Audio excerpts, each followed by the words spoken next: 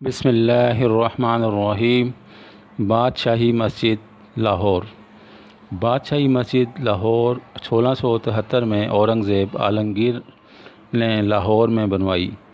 یہ عظیم الشان مسجد مغلوں کے دور کی ایک شاندار مثال ہے اور لاہور شہر کی شناخت بن چکی ہے۔ یہ فیصل مسجد اسلام آباد کے بعد پورے پاکستان کی دوسری بڑی مسجد ہے، جس میں بیک وقت 60,000 لوگ نماز ادا کر سکتے ہیں۔ اس مسجد کا انداز تعمیر جامع مسجد دلی سے بہت ملتا جلتا ہے، جو کہ اورنگزیب کے والد شاہ جہاں نے 1648 میں تعمیر کروائی تھی۔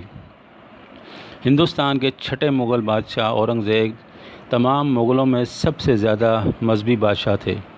انہوں نے اس مسجد کو اپنے سوتیلے بھائی مظفر حسین، جن کو فدائے خان کوکا بھی کہا جاتا تھا، کی زیر نگرانی تعمیر کروایا۔ 1671 سے لے کر 1673 تک مسجد کی تعمیر کو 2 سال لگے۔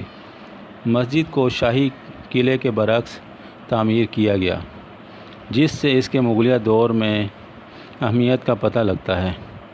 اس مسجد کے بننے کے ساتھ ہی ساتھ اورنگزیب نے اس کے دروازے کے برعکس شاہی قلعے میں بھی ایک باوقار دروازے کا اضافہ کیا، جس کو عالمگیری دروازہ کہا جاتا ہے۔ اگر آپ نے ابھی تک ہمارے چینل کو سبسکرائب نہیں کیا تو سبسکرائب کیجئے اور ویڈیو کو لائک کیجئے، شیئر کیجئے۔ Thank you very much.